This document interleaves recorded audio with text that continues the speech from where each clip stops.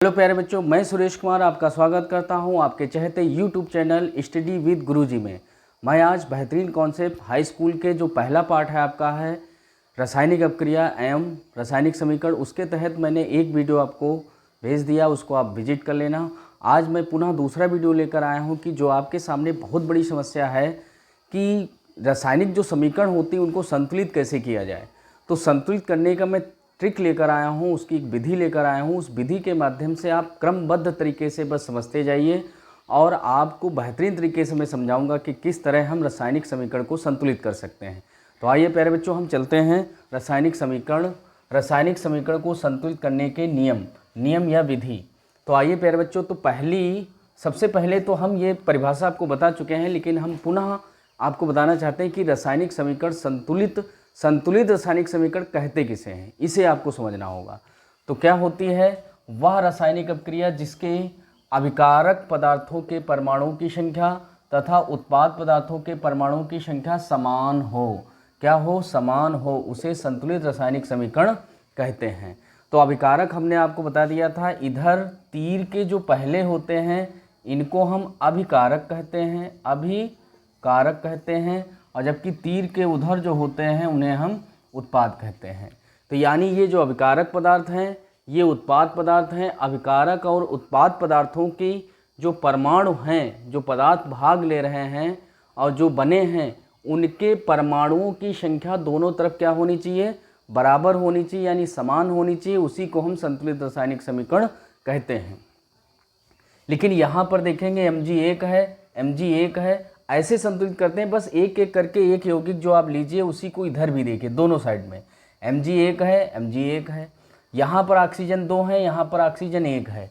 तो अब बताओ क्या बराबर है? नहीं है। तो ये कैसी है? असंतुलित रासायनिक समीकरण। और इसी समीकरण को हम कहते हैं कंकाली रासायनिक समीकरण। इसका हमने दूसरा इसका नाम है कंकाली रासायनिक समीकरण। यानी हम अगर इसकी परिभाषा लिखना चाहें तो कहेंगे वह रासायनिक क्रिया जिसके अभिकारक पदार्थों के परमाणुओं की संख्या तथा उत्पाद परमाणुओं की संख्या समान ना हो। बस इसमें क्या जोड़ना होगा? ना हो। उसे हम असंतुलित रासायनिक समीकरण या कंकाली रासायनिक समीकरण कहते हैं। तो एक बार जब आप कॉन्सेप्ट को समझ जाते हैं तो परिभाषा को लिखना कठिन नहीं है, बस है कॉन्सेप्ट को समझना। और जब तक हम कॉन्सेप्ट समझते नहीं हैं तब तक हमारी बात जहन में नहीं जाती है, उसे हम सही तरीके से नहीं कर पाते हैं। तो हमने कहा अभिकारक उत्पादों पदार्थों की संख्या समान हो, संतुलित होगी, समान ना हो उसे असंतुलित रासायनिक समीकरण या कंकाली रासायनिक समीकरण कहते हैं। तो ये आपकी हो गई असंतुलित। लेकिन फिर हमने इसको क्या किया है? संतुलित कर दिया है। ये संतुलित कैसे हुई इसकी सारी विधि भी हम आपको बताएंगे। लेकिन इसको हमने संतुलित कैसे किया है? देखो यहाँ पर हमने देखा कि ऑक्सीजन 2 थे और इधर 1 था, तो हमने इसको 2 कर दिया, तो ऑक्सीजन 2 हो गए, Mg भी 2 हो गए, दोनों 2 हो गए, तो हमने Mg को भी 2 कर दिया, तो 2 ये हो गए और 2 ये हो गए, 2 ये हो गए। इस तरह ये संतुलित रासायनिक समीकरण हो जाएगी। अब बात आती है कि संतुलित रासायनिक समीकरण को हम कैसे, किस विधि को अपनाएं ताकि वो सही हो सके। तो आइए हम विधि की ओर चलते हैं। तो रासायनिक समीकरण को संतुलित करने के लिए हिट एंड ट्रायल एक विधि होती है। हिट एंड ट्रायल की विधि मतलब हमें हिट करना है और ट्रायल करना है, प्रयोग करना है ट्रायल करके कि किस तरह हम उसे संतुलित करेंगे। तो हिट एंड ट्रायल विधि जो है, उस विधि को हम कैसे अपनाएंगे? तो उस विधि के द्वारा हम करेंगे। ये सबसे महत्वपूर्ण विधि है। इस विधि के चरण निम्नलिखित हैं और चरण में नंबर 1 चरण आपका है रासायनिक समीकरण के प्रत्येक सूत्र को एक बॉक्स बनाकर बंद कर देते हैं। तो पहली विधि जो हमने आपको हिट एंड ट्रायल विधि बताई है, उसका पहला चरण आपको प्यारे बच्चों क्या करना है? पहले ही सबसे कहना, जितने भी रासायनिक समीकरण जो लिखी है उनके जितने जो सूत्र हैं उन सूत्रों को एक बॉक्स के अंदर बंद कर देना है। और अगर बॉक्स के अंदर नहीं बंद करना है तो आप ब्रैकेट लगा सकते हैं। देखो 2 तरीके से आप कर सकते हैं। तो देखो जैसे हमने एक रासायनिक समीकरण लिख रखी है Mg+O2 और MgO। यही जो हमने पहले आपको जो बताना है सरल तरीके से आपको बताएंगे और सरल से जटिल की ओर ले जाएंगे। और चाहें तो आप इसको लिख सकते हैं Mg+O2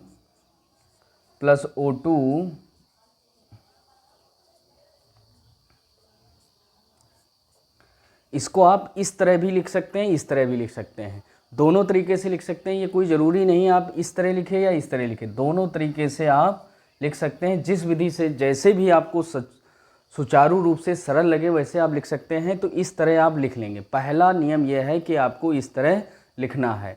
अब हम चलते हैं दूसरे नियम की ओर कि दूसरा नियम इसका क्या होता है, उसको हम समझा देते हैं। इस तरह प्यारे बच्चों देखेंगे, हमने पहला नियम पढ़ लिया, अब दूसरे नियम की ओर आते हैं। तो दूसरा नियम क्या कहता है, असंतुलित रासायनिक समीकरण में उपस्थित तत्वों के परमाणुओं की संख्या की सूची तैयार करना। यानी जो रासायनिक समीकरण आपकी थी, हमने सबसे पहले आपको बताया उसे बॉक्स में बंद कर लेना है। फिर जो रासायनिक सूत्र, जो आपके रासायनिक समीकरण है, उसमें जो जो तत्व हैं, जो तत्व उसमें भाग ले रहे हैं, उन तत्वों की सूची तैयार करना। तो जैसे हमारी समीकरण ये थी MgO2 MgO, ये रासायनिक समीकरण थी। तो इसमें एक तो तत्व कौन सा है, Mg है यानी मैग्नीशियम है, दूसरा O है। तो Mg और O यानी ये तत्व हो गए। फिर अभिकारक पदार्थों के तत्वों की परमाणु संख्या, उत्पाद पदार्थों के तत्वों की परमाणु की संख्या। तो अभिकारक ये हो जाएगा और उत्पाद ये हो जाएगा। तो अभिकारक में देखना है Mg 1 है और ऑक्सीजन कितने हैं, 2 हैं।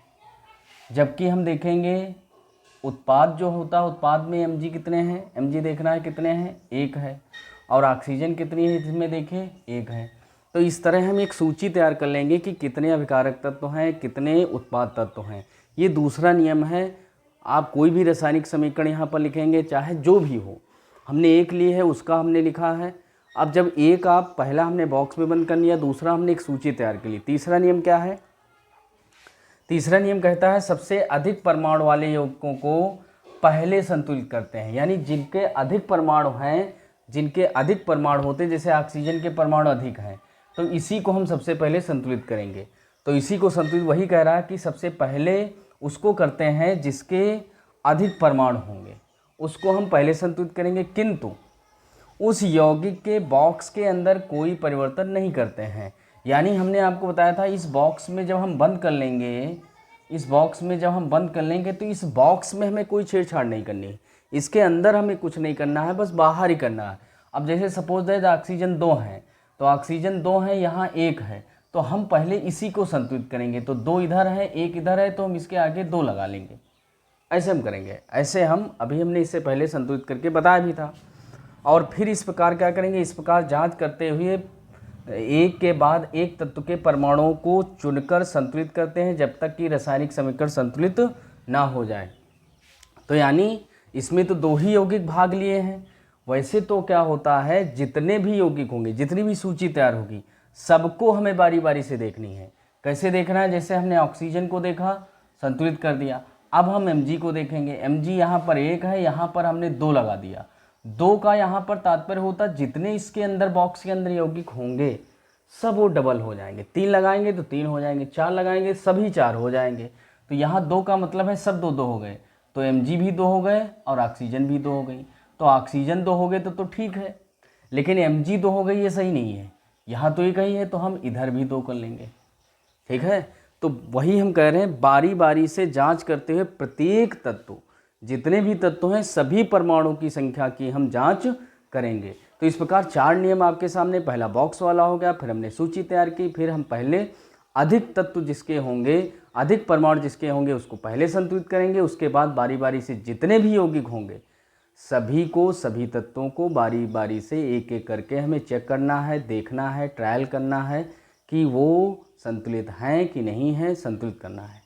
तो ये हो जाएगा। अगले और नियम हैं, तो आइए देख। तो प्यारे बच्चों, हमने आपको 4 नियम बता दिए। उन 4 नियमों में ही देखा जाए आपकी रासायनिक समीकरण संतुलित हो जाती है, लेकिन कुछ फॉर्मेलिटीज़ और होती। उन 4 नियमों को अगर आपने ध्यान में रख लिया तो आपकी कोई भी रासायनिक समीकरण संतुलित ना हो ऐसा संभव नहीं है। हर प्रकार से रासायनिक समीकरण संतुलित आपकी हो जाएगी। अब इसके अलावा और है, जैसे 5वां नियम क्या कहता है, भौतिक अवस्थाओं के संकेत लिखना। तो भौतिक अवस्थाएं आप जानते हैं, ठोस, द्रव, गैस होती हैं। आप खूब अच्छी तरीके से जानते होंगे, सॉलिड होती, लिक्विड होती और गैसेज होती हैं। तो इनको भी संकेत के रूप में लिखना होता है। तो जैसे S, अगर S को ब्रैकेट में लिखते हैं तो सॉलिड यानी ठोस होता है, और अगर L को ब्रैकेट में लिखते हैं तो लिक्विड, लिक्विड मतलब तरल होगा यानी द्रव अवस्था होगी। और जी को ब्रैकेट में लिखते हैं तो यानी गैस, गैस की अवस्था है। AQ का मतलब होता है एक्वेरियस, मतलब जली विलयन होता है। तो इस प्रकार अगर कोई यौगिक या कोई तत्व अगर जल अवस्था, द्रव अवस्था या तरीय कोई भी अवस्था में, उसको भी लिखा जाता है। इसके अलावा छठा पॉइंट है आवश्यकता अनुसार अभिक्रिया की परिस्थितियाँ, जैसे ताप है, दाब है, उत्प्रेरक, अगर कोई भी मतलब ताप, दाब, ऊष्मा कुछ भी आप दे रहे हैं तो उसको भी आपको लिखना होगा, उस रासायनिक अभिक्रिया के ऊपर लिखना होगा, ताकि ये क्लियर हो जाए। अब लिखते भी कहाँ है तो तीर, जो तीर होता है उस तीर के ऊपर या नीचे लिख देते हैं, ऊपर या नीचे लिख देते हैं। तो इस प्रकार आप कोई भी रासायनिक समीकरण संतुलित कर सकते हैं।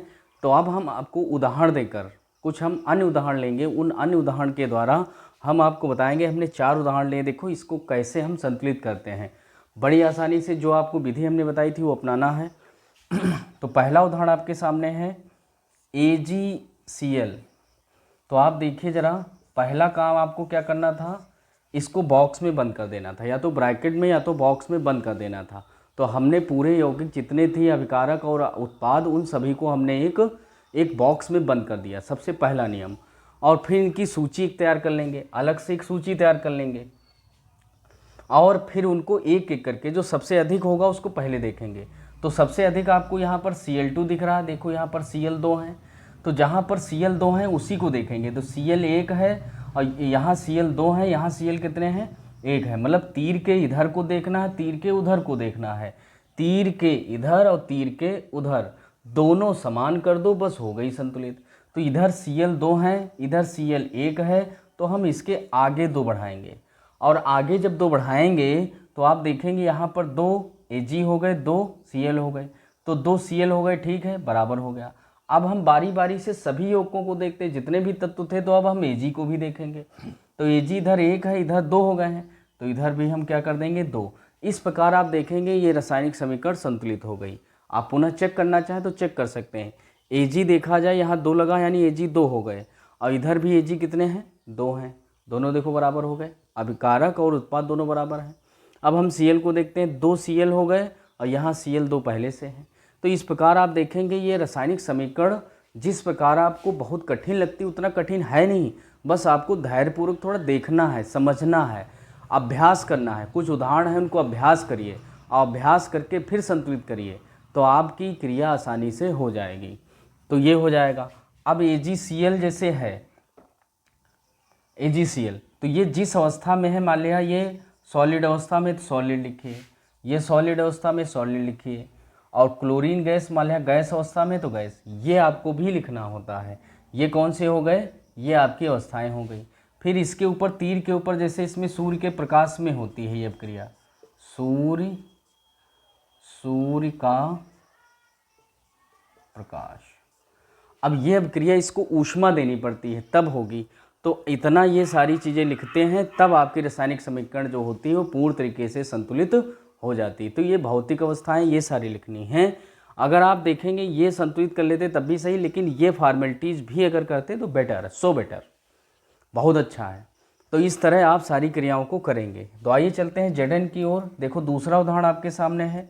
दूसरा उदाहरण देखो, पहला तो काम हम क्या करेंगे, बॉक्स में बंद कर लेंगे, सभी को बॉक्स में हमने बंद कर लिया,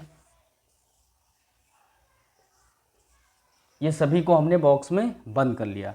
अब दूसरा हमने क्या किया था, जो सबसे अधिक हैं उनको हम सबसे पहले संतुलित करेंगे। तो यहाँ पर सबसे अधिक कौन दिख रहे हैं, यहाँ पर हमें दिख रहा है ये NO3, ये जो NO3 मूलक है ये 2 दिख रहे हैं, ये 2 दिख रहे हैं, और ये 2 दिख रहे हैं। तो हमें क्या करना होगा, यहाँ पर Ag लिखेंगे।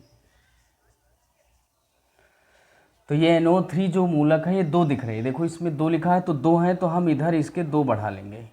तो यानी ये NO3 जो पूरा है ये वाला पूरा क्या हो गया, 2 हो गए। देखो ये 2 हैं तो ये पूरे 2 हो गए, लेकिन साथ में Ag भी 2 हो गए। तो अब हम Ag को देख लेंगे, तो Ag को भी 2 कर देंगे, Ag भी 2 हो गए। और Zn आपका 1 है, Zn आपका 1 है। तो इस प्रकार देखो बड़ी आसानी से रासायनिक समीकरण संतुलित हो गई। क्या करना है, आई रिपीट, NO3 ये जो मूलक होता है,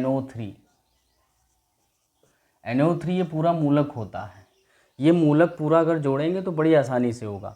हाँ, हालांकि सिंगल भी आप कर सकते हैं, हम सिंगल भी बता देंगे।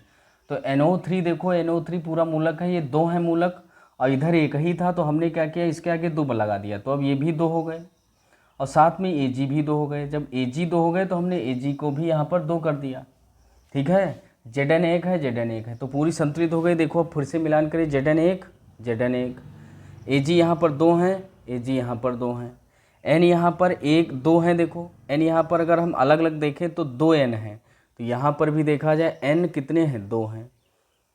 ऑक्सीजन यहाँ पर 3 है और 2 इधर, तो 3 दूनी 6, और यहाँ पर देखिए 3 इधर है, 2 इधर, 3 दूनी 6। तो अलग अलग देखिए चाहे मूलक देखिए, दोनों तरीके से वो संतुलित रासायनिक से, अगर आपसे कोई गलती नहीं होती तो हर हाल में आप रासायनिक समीकरण संतुलित करना सीख जाएंगे। ये जो बहुत आपके सामने कठिन काम था वो बड़ी आसानी से हो जाएगा। और ये सूत्र कैसे लिखे जाते हैं इसको भी हम अलग एक सेपरेट वीडियो में बताएंगे, ताकि आप सूत्र लिखना भी सीखें। आगे चलते हैं, तो ये तीसरा उदाहरण है आपके सामने। तो पहला काम तो आप जानते हैं क्या करना है, बॉक्स में बंद करना है। हमने बॉक्स में बंद कर लिया, ये देखो बॉक्स में हमने बंद कर लिया। पहला काम हम बॉक्स में बंद कर लेंगे। अब हमें देखना है बारी बारी से, तो यहाँ पर Na2 2 दिख रहे हैं, यहाँ Na1 दिख रहा है, तो हमें जो ज़्यादा दिख रहे हैं वही पहले काम करें। तो यहाँ Na2 2 हैं और यहाँ 1 ही, तो हम इसको 2 कर लेंगे, 2 कर लिया हमने। जब हमने 2 कर लिया तो यहाँ पर फिर से देखेंगे, Na 2 हो गए और साथ में ऑक्सीजन भी 2 हो गए, तो यहाँ ऑक्सीजन 2 है, यहाँ ऑक्सीजन 4 है, तो कितने हो गए, 6। 2 यहाँ पर, 4 यहाँ पर, 6। देखो भाई 2 हमने किया तो ऑक्सीजन 2 नहीं हो गए, और यहाँ तो 4 O4 लिखा है, यानी पहले से 4 है, तो 1 2 ये हो गए, 4 ये हो गए, तो 6 हो गए। और यहाँ पर ऑक्सीजन 4 है, यहाँ 1 है, तो बताओ 5 है, 1 कम है कि नहीं, तो हम यहाँ पर 2 बढ़ा लेंगे। और जब 2 बढ़ा लेंगे तो अब ऑक्सीजन कितने हो गए, 2 ये हो गए, 2 और 4 6, तो ऑक्सीजन भी बराबर हो गए। अब हम हाइड्रोजन को गिनते हैं, तो देखो यहाँ 2 हाइड्रोजन है, 2 यहाँ पर है, 2 आगे लगाने पर हमने बताया था पूरे जितने भी तत्व हैं सब हो जाते हैं उतने ही। तो 2 हाइड्रोजन हो गए, 2 इधर हैं, तो 2 2 कितने हो गए, 4, और यहाँ पर देखो 2 दूनी 4, तो यहाँ भी 4 हैं। इस प्रकार ये सही है। फिर हम सल्फर को देखते हैं, सल्फर यहाँ पर 1 है और यहाँ पर भी सल्फर 1 है। इस प्रकार देखो ये भी रासायनिक समीकरण क्या हो गई, संतुलित हो गई। तो बड़ी ही आसानी से रासायनिक समीकरण संतुलित हो जाती हैं।